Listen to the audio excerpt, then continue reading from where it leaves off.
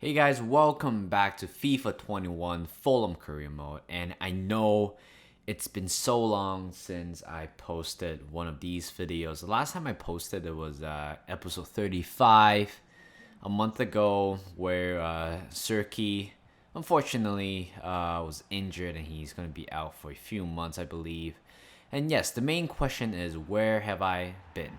Well, it's pretty easy for you guys.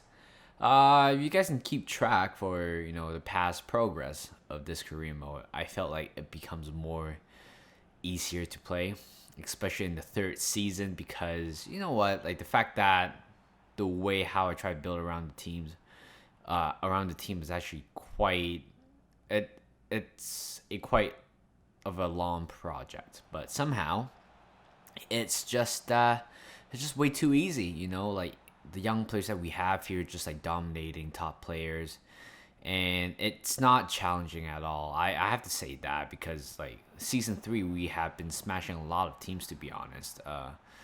Well, it could be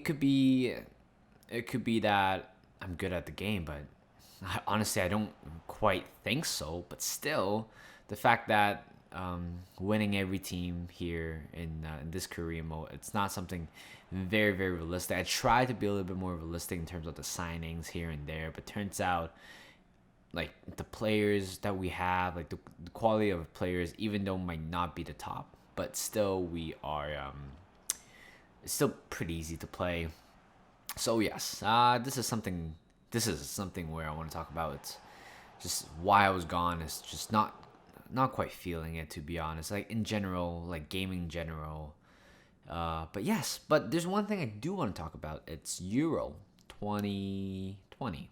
Euro 2020. So it just happened a week and a half ago, and 2 weeks ago, actually, 2.5 weeks ago. And, of course, you guys know Italy won and England fell short, coming at the runner up. So, personally, for me, I'm a England fan because obviously I've been watching English football for the past 15 years, and I truly do want them to win the Euro, even though in my first, I think in my first instinct, I don't think they are going to win because they have a lot of young players. Not many of them have quite of an international experience, but they did prove me wrong. But somehow they fell short in the end. But yes, something I do want to talk about. It's the 1-1 game. Yes, you put Saka on. I understand why they put. I think they were playing 5-3-2, and they put Saka in the 60th minute, 60th 70th minute to try to give more of a dynamic of a play in the middle. But it didn't work out until we pushed all the way up to the extra time, and they put Sancho and no, Southgate put Sancho and Rashford in, assuming for to battle for the penalty. And unfortunately, probably you guys knew, Sancho, Rashford, and also Saka had missed all the penalties in a very very bad way because they missed 3 in a row, and that's where all the racial abuse came in against these players. And the thing is, I don't understand in this world why you have to abuse a player when they don't play well, especially especially in terms of like the society we are so tied in with. Racism, it becomes like a norm already. It becomes a norm, to be honest. Like black players, for example, just getting constantly racially abused on and off the pitch, which is very very sickening. And of course, Saka, he is too young. He's so young. He's 19-year-old, and rising through the ranks from Hell and Boys to cat like playing in the Euro. It's a big step for him in the in his career, and it's horrible. It's terrible that they have to face stuff like that, just racism, and I'm not up for that. Of course, I was a little bit. I was definitely heartbroken, even though it's not really like connected to me, but still, it is a humanity thing. I think people in general just have to do better as a society, as a human being. So yeah, that's all I want to talk about. The thing is, I've been gone for a month.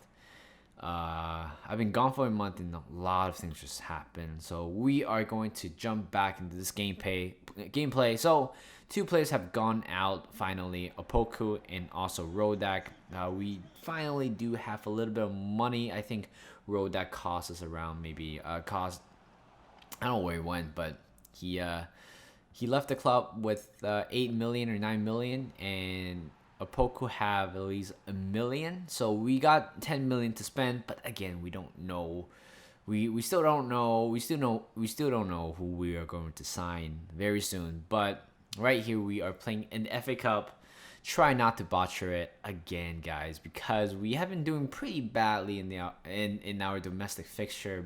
We've been trying to win one either Carabao Cup or FA Cup, but somehow we just couldn't do it. And I don't even know who to blame. So, and yeah, so scoring the first goal here in the first half, especially the first 10 minutes, is always crucial. And David Drake tried to shoot past the keeper, but good save by the keeper. Nonetheless, he's Doku to Gomez. Thought it was offside.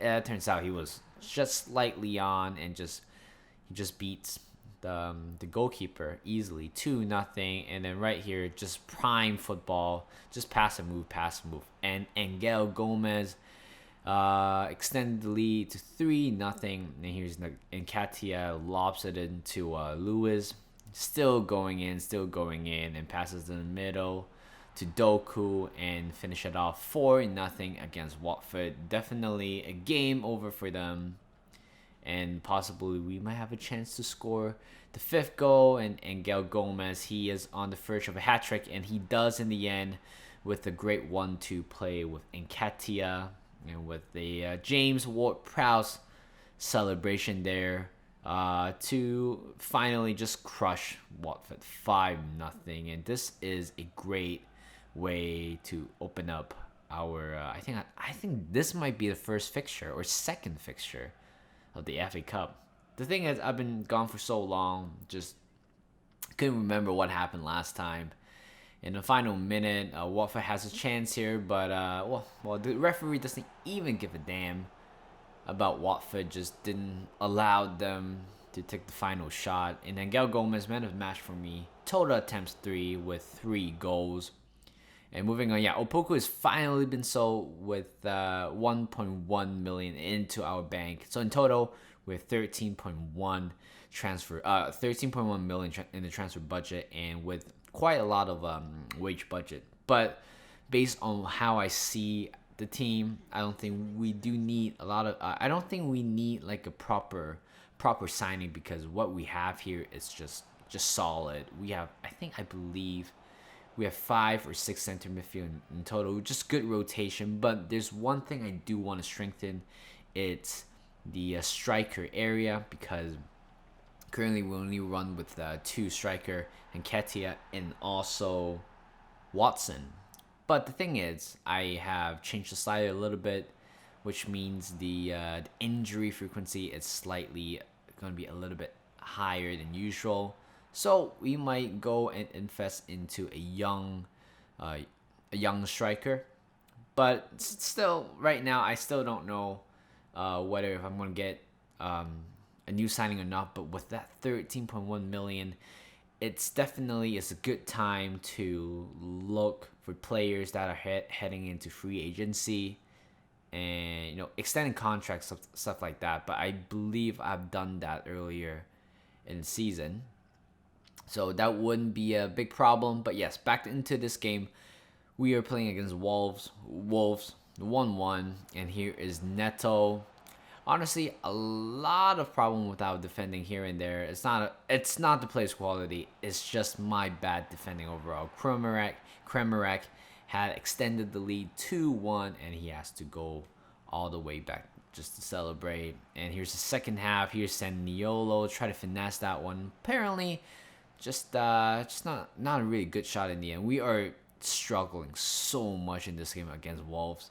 And here in the end, just dancing around in our penalty box, and Bastoni, unfortunately, having a very, very decent season, somehow just couldn't mark him. And guess what, guys? We have been unbeaten so far in the season until it comes to today, where we have finally lost this game. But still, we are at the top of the table. Liverpool, I believe, are second place. We are 6 points ahead of them. And there's something that I do want to talk about here.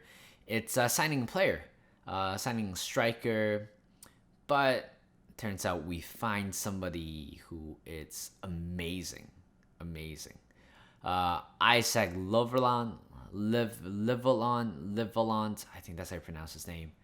Yes, he is apparently in the free agent. Looking at his stats, pretty decent. Couldn't really get a full scouting report on him, unfortunately, because with the time being. And yeah, thank God, Liverland agent proposed a deal for us, which I'm gladly gonna take that. 11K in general, in total. It turns out 19-year-old showing great potential with an overall of 64, wearing number 24, which is fine. He is definitely a great addition for the club, which means our what's that called? Our depth in the striker role has gone richer now, which is a good thing. And moving on right here, Aaron Ramsdale again.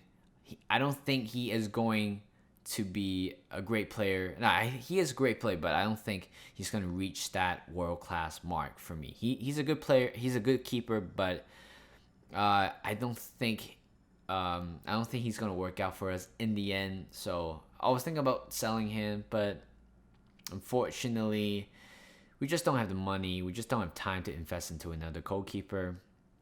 So he will likely be won't be our number one, but in terms of in the future, not quite sure yet. So this is the league table after the final game against Wolves. We are still currently sitting at first place with 5 points ahead, guys. 5 points ahead, winning 19, draw 5, and also losing 1 game. And this is a turning point of the season right here. We have 13 games to go, and we just have a lot of games to play in the end. So, in terms of uploading schedule, I will try to be better no matter what. And that will be all for today. Thank you for watching. Like this video, subscribe to my channel, and I will see you guys in a bit.